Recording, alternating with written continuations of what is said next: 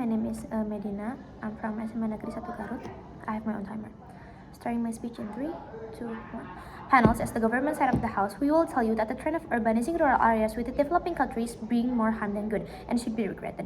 Defining some word, urbanizing in this context means that those rural areas, or what you know as the countryside, are going to be massively rebuilt, such as infrastructure construction, business areas, residential areas, governmental buildings, and etc. The purpose of the urbanizing itself is to push the economy and brings these areas into modernization. But panels, those proposed will not happen and eventually will be harming even more. Let's note that in these areas, the people resources of life came from nature, for example, rice fields, forests, tea or coffee fields, and etc. And people tend to experience poverty and lack a lot of things. Two clarification first. First, there are things that both sides agree on, which is the opposition and the government want to erase these shortcomings such as poverty in rural areas. But panel, this is a mismatch between solution and problem. Okay, the problem is in the poverty, we both agree, but the thing is that the opposition will tell you that to fix this problem is by urbanization. This is what should be regretted. Second, panels, reason why rural areas are experiencing poverty is not because they are traditional, which is the opposition might tell. The reasons are because they're being exploited and being monopolized by society. Urbanists need resources and they monopolize this. They want the price so low and the government did not intervene in the price market. That's how the resources are being sold with such a low price. They did a predatory pricing, and the fact that the government doesn't do anything to prevent this are concerning. So panels, the framing of opposition might tell you to solve poverty with urbanization is already wrong, as the government will prove to you that without urbanizing anyways, rural people will still be alright and reaching stability. Two reasons why. First, this trend changes rural people system and community. Panels, when urbanization happens, there will be massive progress into the modern world. Rural forests, land, and farms are going to be destroyed and eventually will be changed into tall and modern buildings.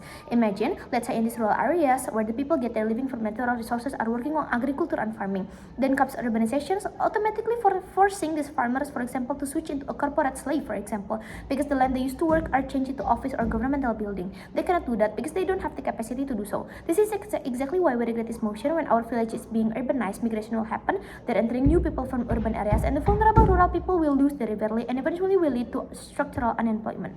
When business or office system enters these rural areas that currently urbanized, demand from this company exists. They need people to fulfill their working quota.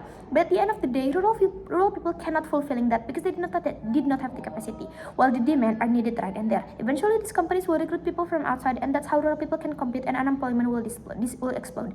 It links back to what the opposition is trying to do, and it would not happen anyway because rural people can survive, and eventually the one who will survive is the urban people anyway.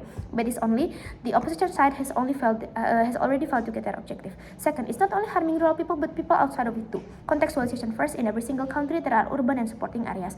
By means that the supporting areas in rural areas that produce foods and etc. And not only food but also a fresh environment where the air is still fresh and nature that still exists, which helps eliminate carbon emission and in fact hold a lot of function. Now imagine in these rural areas that holds crucial function are being depicted. Back again, when reservoirs are changed into high-end brand malls or into big hotels and companies building, that means the land rural people use to seek resources are decreasing, rice will decrease, and food security will decrease.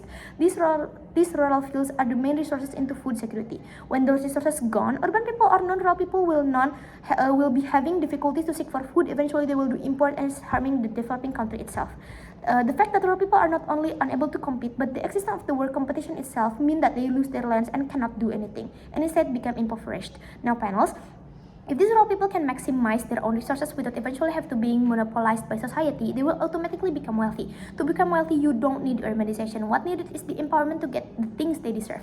Panel, to develop the economy, we do not have to oppress these vulnerable people. If the opposition is saying that they need to do this urbanization trend to reach modernization, then they're saying that farmers, etc. are dumb. What is happening on the opposition is bad, and their solution to poverty is wrong. Modernization and globalization will happen in our side too without have to do this trend and without oppressing rural areas.